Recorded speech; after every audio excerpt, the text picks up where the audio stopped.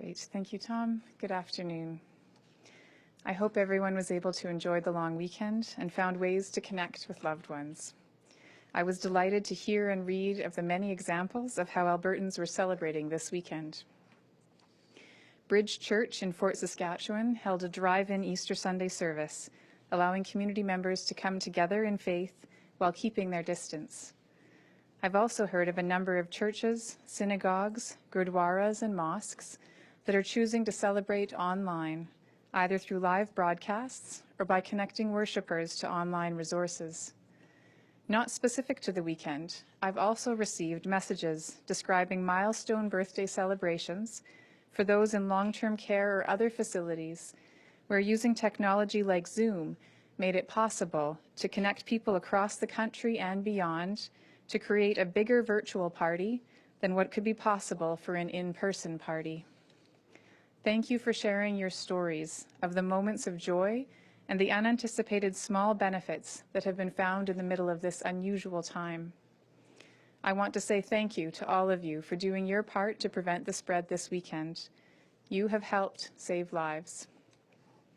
For our numbers today, we have confirmed 81 new cases of COVID-19 in the last 24 hours. This brings the total number of cases to 1,732. Of these, 877 people have recovered. This is 54 more than yesterday. We suspect 254 of our total cases may be as a result of community transmission. Sadly, I must report an additional 2 deaths from COVID-19. One of these deaths occurred in the Care West Sarcee Continuing Care Facility in Calgary Zone. I want to offer my condolences to the family and friends of these individuals. This is a difficult time. The loss of these lives is a reminder of why we are taking the measures that are implemented now. Preventing the spread prevents deaths. Another way of preventing the spread is through testing and putting measures in place for confirmed cases and contacts. In the weeks since the first case in Alberta, our provincial lab has done a remarkable job of increasing its capacity for testing to meet the demand.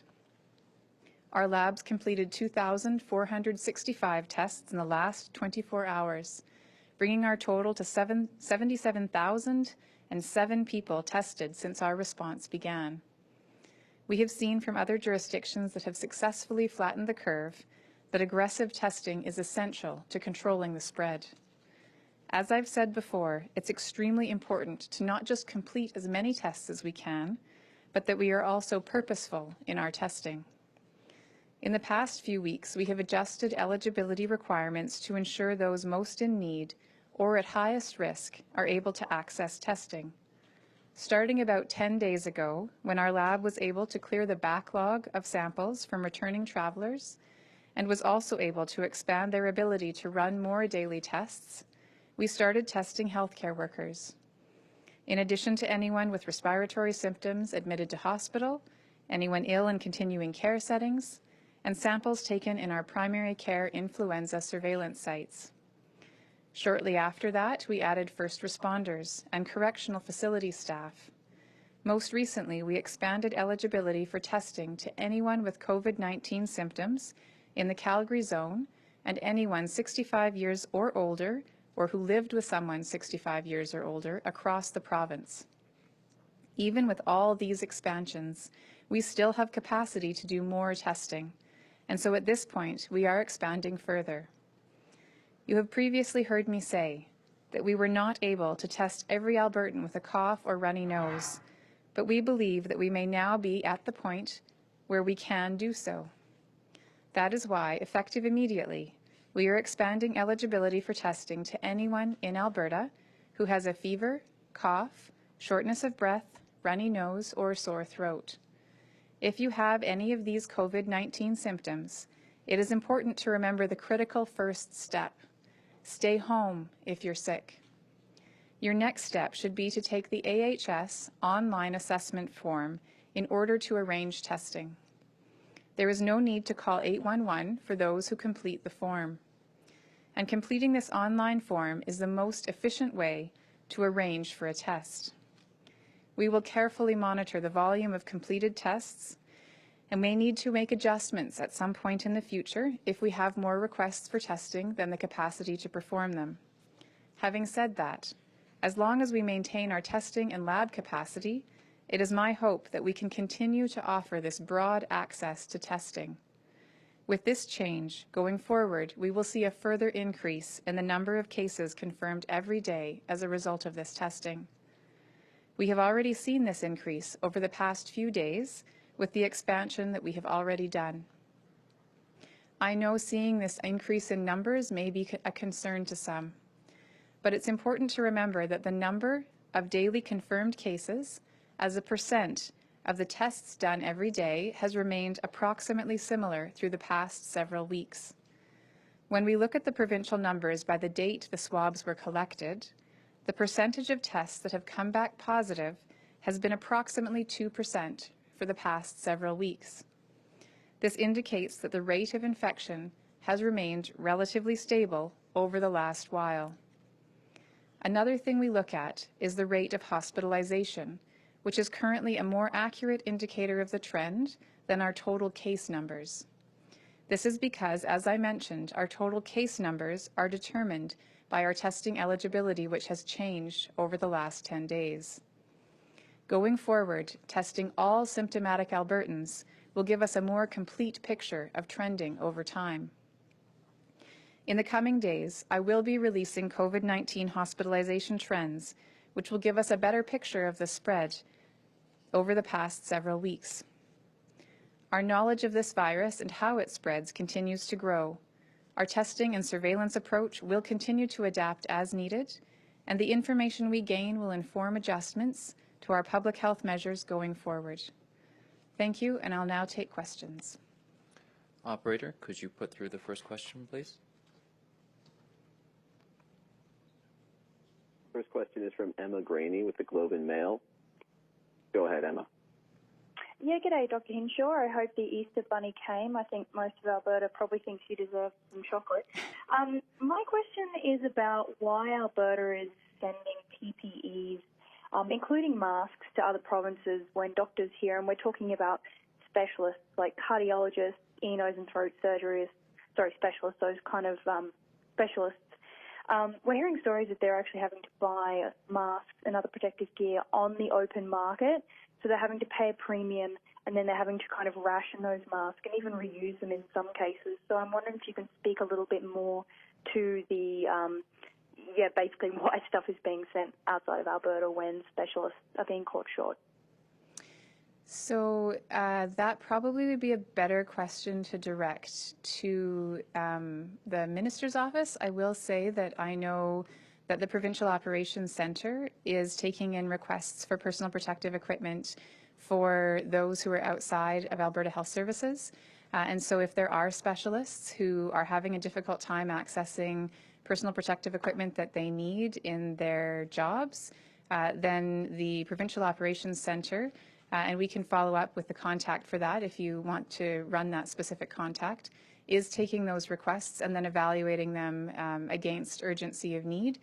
So if there are specialists who weren't aware of that, we can certainly make sure that that contact information is passed on. But the specific decisions about the sending of PPE to other provinces, probably best to direct to the Minister's office. And Emma, we can get back to you with that information. Operator, could you put through the next question, please? Next question is Michael King with Global News. Go ahead, Michael.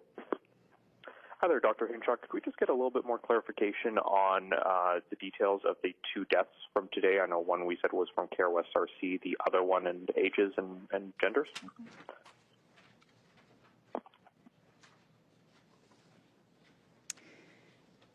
So the other death was a male in his 80s in the Calgary zone, not in a continuing care facility. Operator, could you put through the next question, please?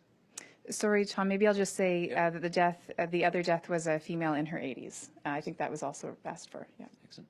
Operator, could you put through the next question? Next is Harrison O'Nimes with Eagle 100.9. Go ahead, Harrison. Hello, Dr. Hinshaw. I was monitoring the numbers for High River over the weekend based on the province's geospatial data, It indicated 26 active cases on Saturday, 44 on Sunday, and then 58 today. That seems like a pretty big spike to me. Are you aware of any events or location where that spike may have, or why that spike may have occurred? Yeah, so what I'm aware of, and again, the specifics of investigations are dealt with by local Alberta Health Services, medical officers of health. But what I'm aware of is that in High River, there have been several cases linked to households where there are lots of people living together, where transmission has likely happened in those households.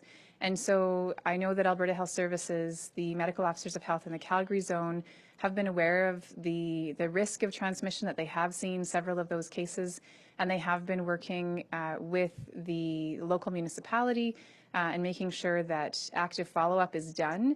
So they are really aggressively pursuing all the things we typically do when we identify cases, identify close contacts, make sure that people are, if they are close contact, that they're staying away from others for 14 days, and that those who are cases are staying away from others for 10 days from the start of their symptoms or until symptoms end, whichever is longer.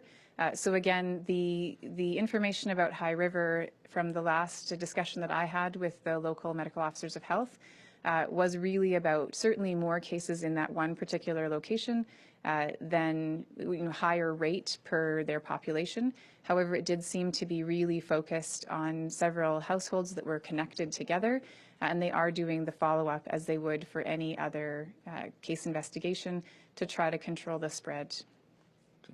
Operator, could you put through another question? Yes, next is Sammy Huds with Post Media. Go ahead. Hi there, Dr. Hinshaw. Two questions, if I may. I was wondering if you can first confirm a report we received about an outbreak of at least one staff member at Care West George Boyack long-term care home in Calgary. My second question is, you had previously said that the province hadn't yet limited staff to working at one long-term care facility at a time due to concerns about staffing, the impact that this could have on care for residents.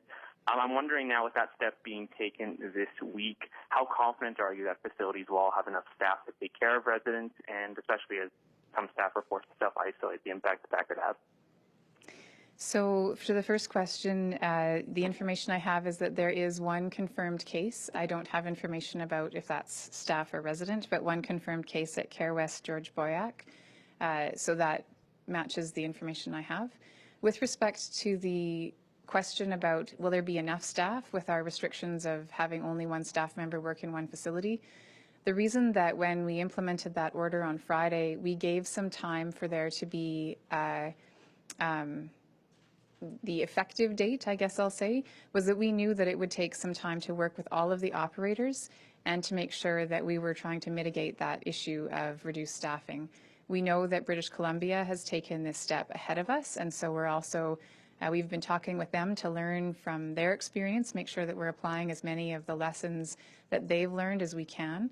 And so I, recognize that there are not, there will be some bumps on this road with respect to trying to get this right, which again is why we've given a 1 to 2 week window for making this change happen. And so I guess what I would say is that we are doing our absolute best to do both things, to make sure that all facilities have enough staff to safely care for residents, and at the same time minimize the risk of transmission that's caused when staff move between facilities and between many different facilities. So all of those details are being sorted out this week, and my colleagues and I are working to make sure that both of those objectives are met. Operator, could we have another question? Next question is Rick Bell with the Calgary Sun. Go ahead, Rick. Good afternoon, Dr. Hinshaw. I just wanted to ask, when Albertans see that this province has been more successful compared to many other jurisdictions that we see by turning on the television every day, and we see good news in the modeling and in the low level of people so far that are in hospitals and in ICU, kind of a two-parter. How do you convince Albertans to continue to behave as more positive news comes out? And if that positive news continues, how do you convince people to continue to behave? And what do you tell the golfers who continue to want to golf even though you've already discuss the reasons that they can't. So if you could answer that two-parter, I'd appreciate it. Sure. So for the first part, what I would say to Albertans is that it's because of you that we are so successful. And so the reason that we're seeing our numbers come in lower than our theoretical modeling, the reason that we've been more successful than other jurisdictions is because Albertans have been willing to make sacrifices to protect the greater good, to protect their neighbors and their loved ones. So with respect to convincing them to keep up the distancing, I think I would say two things. One is that this distancing will not last forever. We are watching our numbers closely, and we are in active discussions about what kinds of things we might be able to ease up on if we continue to have a trend of numbers that are declining over a several-week period. So I want to assure Albertans that these restrictions, again, will not be in place forever. And I also would say that if we release our hold on restrictions too soon, that we could undo all of the work and all of the sacrifices that we've collectively made to get to this point. So I guess I would ask Albertans to trust that we know that these restrictions are not easy, that they are causing hardship, and that we are making plans to ease them off in a way that will have the least impact on progression of the disease when we make sure that we have the numbers to do so and also the infrastructure to be able to prevent further spread. Because if we were to ease off our restrictions too quickly, then we could potentially see spread like other jurisdictions have. With respect to the golf course question, I again know that there are many people who deeply enjoy golfing, for whom it is a part not just of physical health, but of mental health. And again, it is one of many sacrifices that we're asking Albertans to make. As you know, golf has been determined to be a non-essential service at this time, and so it is impacted by our restrictions. But I would say to golfers, again, the same thing as I would say to other Albertans, which is to trust that we are looking very closely at our numbers, and that as we get to a point where we can think about easing restrictions, outdoor recreation is certainly on that list of things to be considered. But at this time, again, we're not yet at that point where we can start easing off. And so that sacrifice, just like all the other sacrifices that Albertans are making, is helping us to maintain that good performance that we've been able to have so far. Excellent. Operator, could you please put through another question? Next is Rafi Boudjikanian with CBC. Go ahead, Rafi. Hi, Dr. Hinshaw. I'm just wondering if you can address, I guess you kind of talked about, easing up restrictions too quickly just now, but especially in light of, Edmontonians hearing that the Fringe Festival in August will not take place now. I mean, August seems quite a ways away, but we're seeing that, the pandemic is still having an effect even on events quite far down the line. I guess my question is, how much longer should Albertans and then Canadians expect to deal with the impact of this pandemic on their lives? So I would say that Albertans and Canadians need to be prepared that the pandemic will continue to have an impact on our lives for many months to come. That impact will shift and change over time.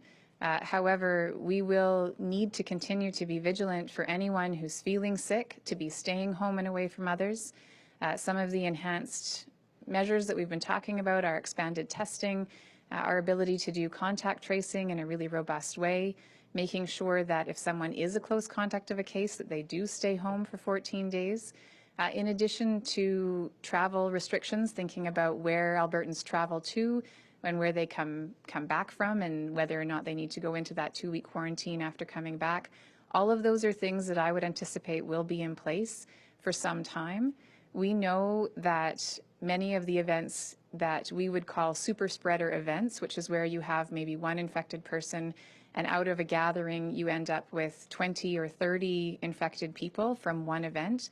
We know that many of those events were more social gatherings than anything else. And so I think something like the Fringe Festival, other social gatherings, until we have a vaccine or some other means of ensuring widespread immunity, Some of these gatherings are going to be the riskiest kinds of activities to engage in, especially gatherings that bring together people from all over the country or all over the world.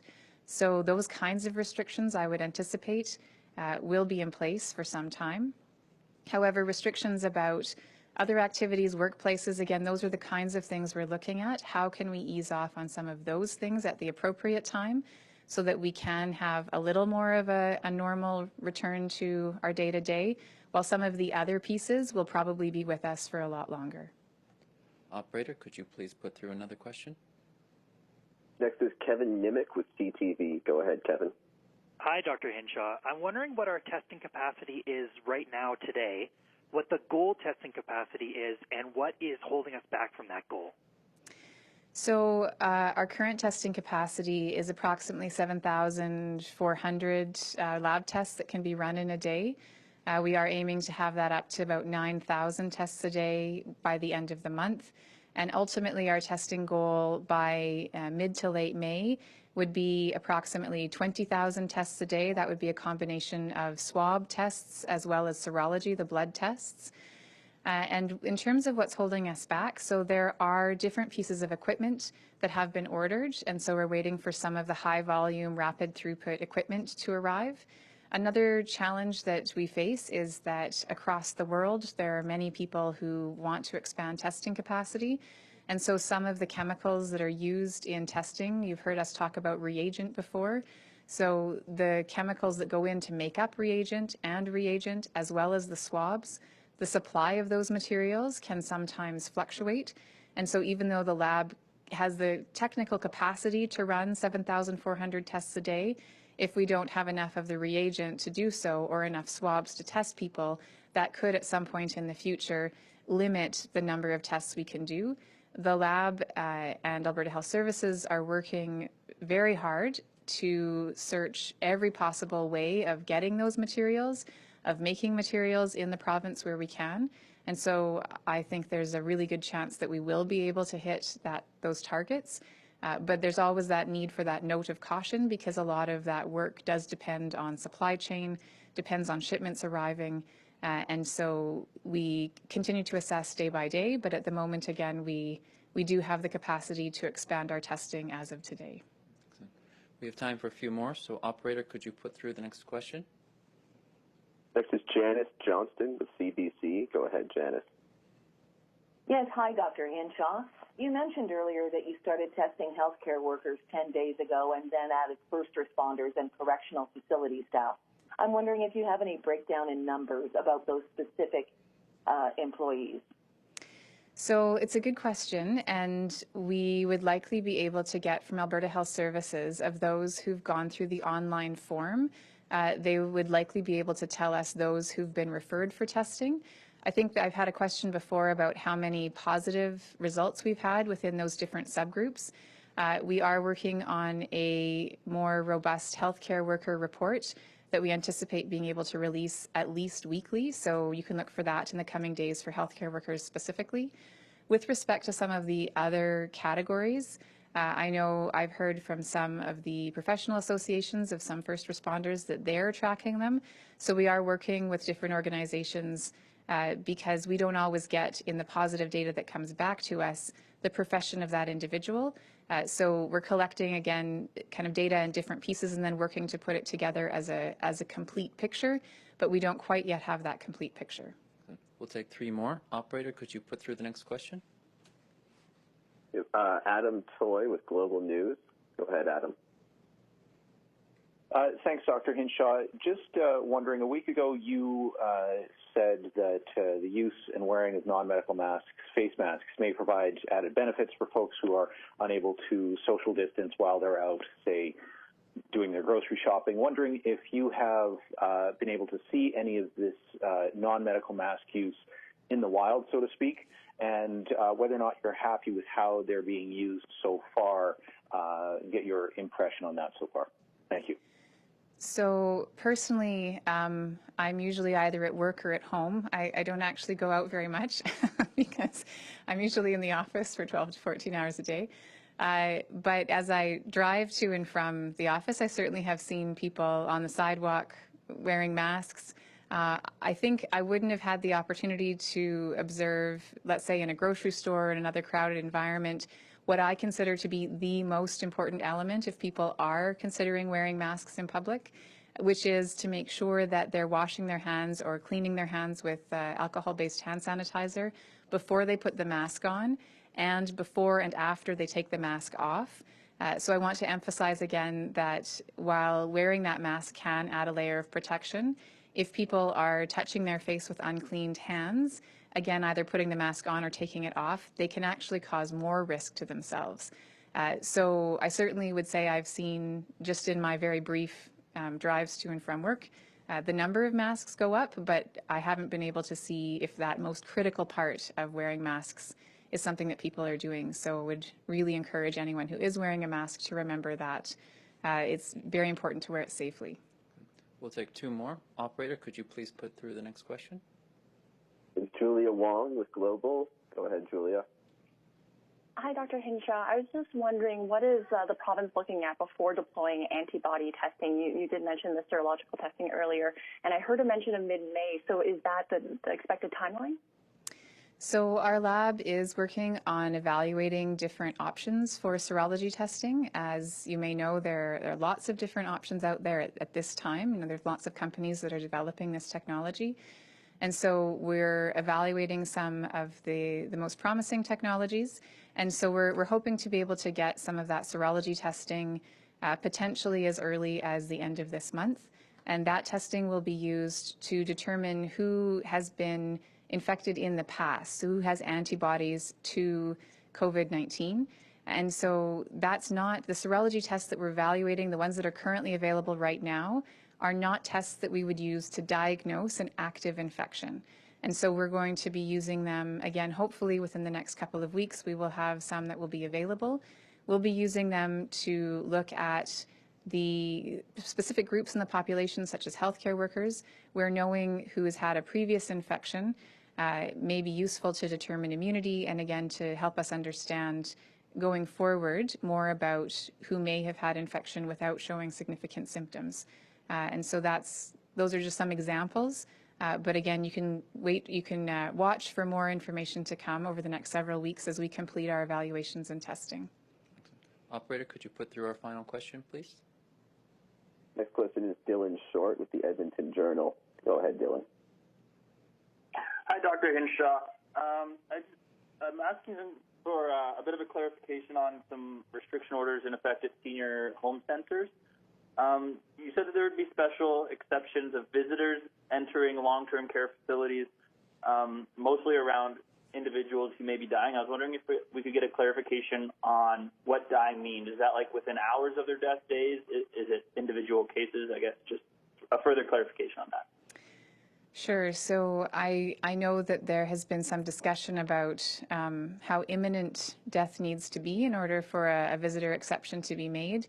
I think that is something that's very difficult to judge. Certainly in my training, when I was working in a more one-on-one setting and we were being asked to evaluate the likelihood of a particular individual when they would pass away, it's very difficult to give that assessment in an hours to days kind of way. So sometimes I think it really is asking the people at those long-term care facilities, the operators, to make an assessment of if someone is likely to be passing away in their judgment based on their knowledge and the opinions of the clinical care team within the coming days, then that would be, again, the intent of my exception in that order would be for that to allow family members to visit that person if it's imminent with respect to over the next several days that person's expected to pass away, because that, again, I think if you wait until it's a matter of hours, we just don't have that kind of precise prediction value in terms of knowing exactly when death will occur. Thank you all for coming. Dr. Hinshaw will provide another update tomorrow afternoon, tentatively scheduled for 3:30. Thank you.